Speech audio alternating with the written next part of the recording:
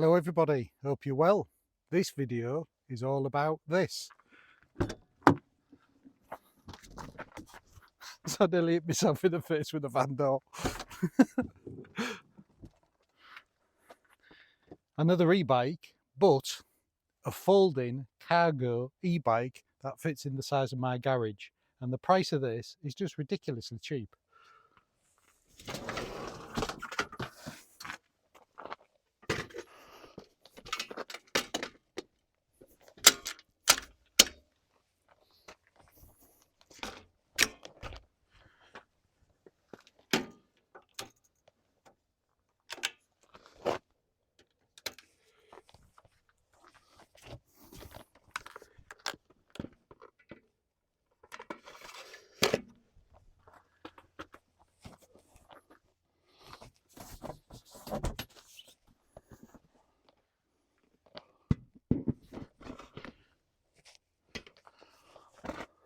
So it has front suspension, cable disc brakes, 20-inch wheels, not over big, not over chunky to help it to fold. Water bottle comes with it. Detachable seat that folds up to take your battery out. Has a key that enables you to switch the bike on and off and lock your battery in and unlock your battery. The battery can be charged in the bike and at home. Lots of adjustment on the seat.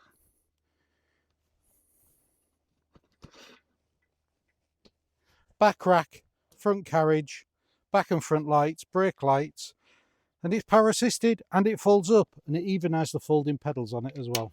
There's even adjustment on the handlebars as well. And it's a UK legal bike, and the price I'm going to put down below, because I don't want to say it because I just want to double check it, because I cannot believe this bike is of this price. To tick all the boxes of being foldable, decent sized battery, UK legal bike, that's also a cargo bike. For that price, it's like the price of just a normal bike. I don't know how many is available, but all the information will be in the description, and any discount codes, if there is any, or any more information, will be in the description of the video. But how good is this? Let's take it for a spin. It is a comfy ride. When you're riding it, it doesn't feel heavy at all. I don't know if you can hear on the microphone, it's a little bit windy today, but the motor's not noisy. You wouldn't really know it was an e-bike by the sound. There's a bit of chunkiness in the tyres which gives some suspension, and the brakes are very, very good. If you have a look in a minute, I'll lock the wheels up. So this is what I'm talking about with regarding the difference between hydraulic and cables. As long as you've got a good grip, these disc brakes work really well. Obviously, if you want, you can take the basket off the front if you don't want that on. Keep that separately if you did want to go shopping and carry loads of additional stuff. Or if you bumped into ET and he was looking for a ride. Taking it apart and putting it together is nice and easy. The clips that hold it together have locks on them, so it's not going to come undone while you're riding it.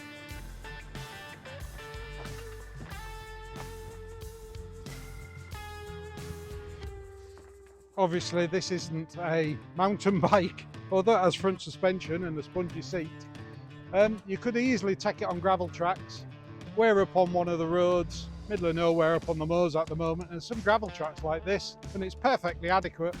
But it's also perfectly adequate to ride around town. You could commute on this to go to work. Or as I say, you could have it back in your campervan or your motorhome for when you want to nip to the shops, or just have a nosy around the area, or pop to the pub.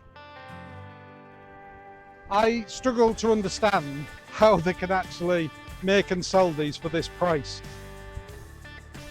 It's incredible. Maybe this is the turning point. Maybe this is the turning point where we see the price of e-bikes starting to come down. I suppose the situation with congestion charge and people trying to save money in the current climate, there's more and more e-bikes being sold. I think it's one of the top selling electrical products of this year, e-bikes generally.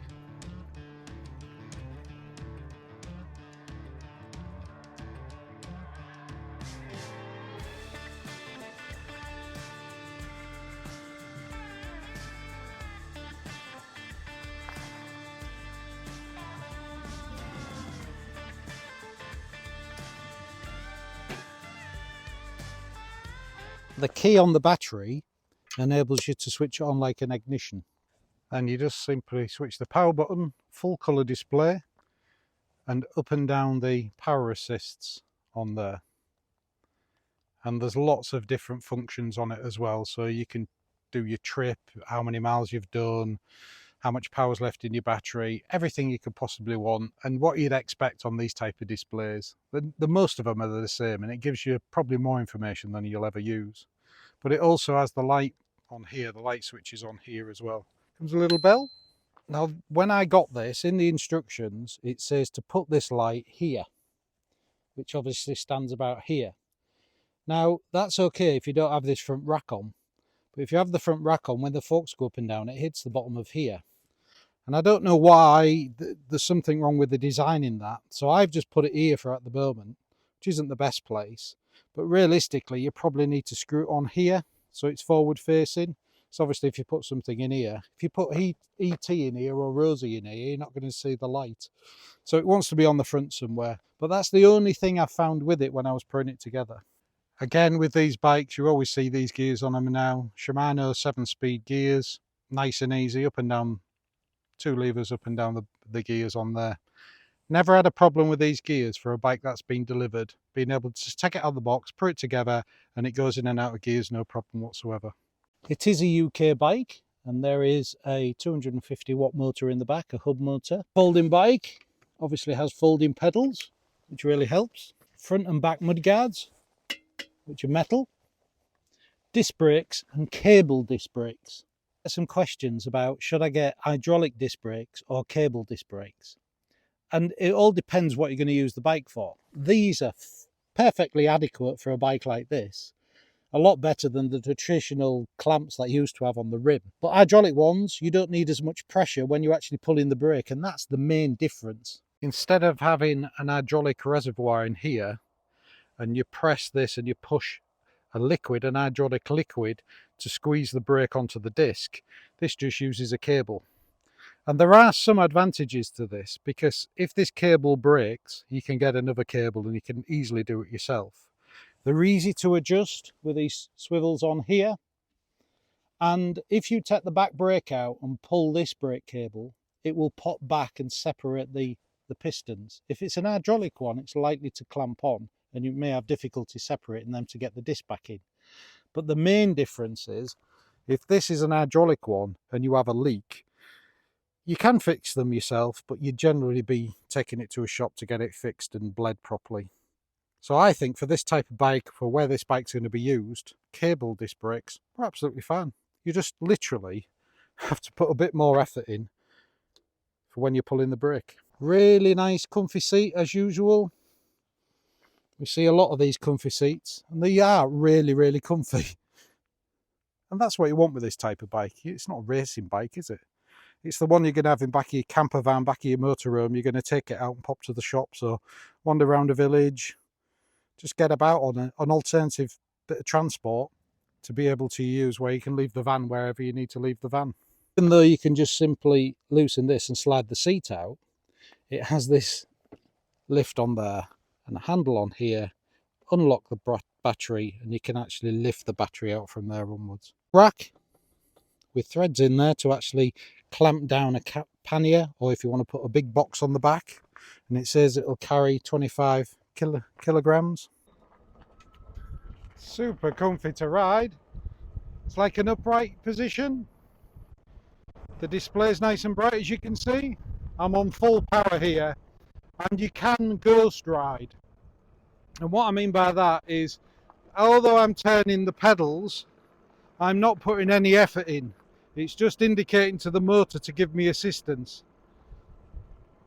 And this is a UK registered bike, so we're down to maximum speed of 25k, and it's currently on kilometres. And you can drop your power if you want to get a bit more exercise, put a bit more effort in, or you can switch it off. You can see the difference when the power's not on. Get back up to 5. There we go. And of course you've got your gears on there and buttons up and down for your gears. Folding the bike away, it's relatively straightforward. I take the seat out because if you push it right down, this basket gets in the way of it slightly. You can lift the seat up and have the basket under it, but that extends the height. So it's easier just to take the seat out. Folding pedals, press and they flip up. Handlebars, you have a clip on here, and you lift that clip up and you can fold the handlebars down. Must remember to fold them this side, the same side as this clip, else they get in the way. This clip has the same little lever on it. Undo that. You can take the battery out, turn the key around to release the battery, and you can take the battery out if you want to make it lighter. Take it off its stand, which I keep forgetting, and then just simply fold the bike in half, like so. And I can lift that with one hand without a battery in. Let's look at size. So when this is folded up, this is the highest point. That normally wouldn't be there. You'd have that somewhere else if you had the basket on. Well, let's have a look. So that is about 32 inches, 31 inches. Yeah, 31 inches high. And the total length, and the basket doesn't really matter on this because it's the wheels that's the longest bit. And I'd say lengthwise, it's probably 33 inches long, folded up. Width, with the basket on and the pedals, at this point, 19 inches. So that gives you an indication if it fits into your space in your car, your motorhome, or wherever you're thinking of using it. Again, very well packaged.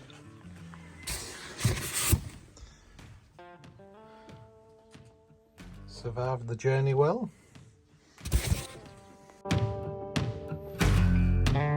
The two boxes that come with it, one has the front basket in and the other has the power charger, a water bottle and carrier, pedals and a toolkit. And that toolkit reminds me, comes in a little plastic wallet, reminds me of a 1970s motorbike toolkit. I'm only going to use the tools that come with it and the secateurs because I still can't find the scissors. Definitely well packaged though. Putting this together in the garden, but not on the grass because we're doing it in between the showers. And the Whippets are snuggled up in the house in front of the fire.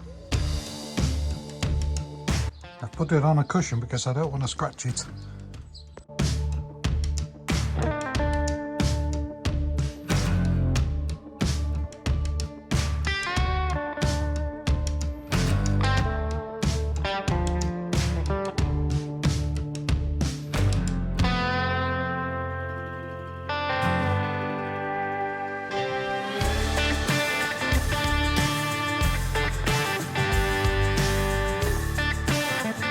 Tools was perfectly adequate. I don't need to use anything else. That's the charging brick. We'll have a look at that in a bit. The instruction book looked comprehensive and in good English, and it also describes all the functions of the display as well as assembly. I didn't need to use the instruction book to put it together. It was really straightforward. And the only thing is the secateurs, which tend to be the tool of choice for cutting tyre wraps. And this bike had a lot of tyre wraps on it, but well packaged, no scratches. So there we have it, the ENGWE L20 SE. And you need to be careful if you're looking for one of these because they do another model that's not a folding model. So this was sent to us by a company called BuyBestGear. So it didn't actually come from ENGWE, it came from BuyBestGear, and all the links will be in the description. And the price, the price now is £799 for this. For a step through, folding, aluminium framed e-bike, that's a cargo bike, is pretty incredible. I'm just hoping that's the sign of things to come and e-bike prices will start to come down. But for the price of that, this is fantastic value. And it's a perfect bike to stick in your campervan, your motorhome, your caravan, or even a boat. Yeah, well impressed with it. Comes with the charging brick. It did come with a European plug. You can get an adapter for these, or you can cut them off and put an English plug on, or you can just buy what we know these as a figure of 8 power lead off Amazon, and it comes with a plug attached, and that just plugs into the power bank. But it didn't come with an adapter or anything, even though it's a UK bike for the UK laws. It took about, I think this one took about 5 hours again to charge. They all seem to be around that period of time. Mileage, we didn't drain the battery completely full because the weather's not been that good. So I think we'd probably get about 25, maybe 30 miles. But we've had this on full power and on gravel tracks and back and forward to the shops with quite a few hills. And but it's enough what you'd need in a day. There's no problem with that. And you can buy second batteries. The battery can be charged while it's in the bike, or you can take it out and charge it in your house. One thing I did find a bit peculiar with this is that when I was riding it, I kept thinking the back tyre was flat, but it isn't. There's actually suspension in this seat, so it makes it super comfy, particularly when you're off-road on those gravel tracks. If this particular bike doesn't take your fancy, it's not for you and you're looking for something different, if you go to BuyBestGear, there's a number of other bikes on there that also have great value. There's quite an array of bikes on there. I don't know how they're doing it, but I can't find anything wrong with this. It's as new, it was in the box, there's no faults with it. But on there's some great discounts to have on lots of different bikes, so do check them out. So that leaves us to the end of the video. Thanks again for watching, and more videos to come, and we'll see you on the next one.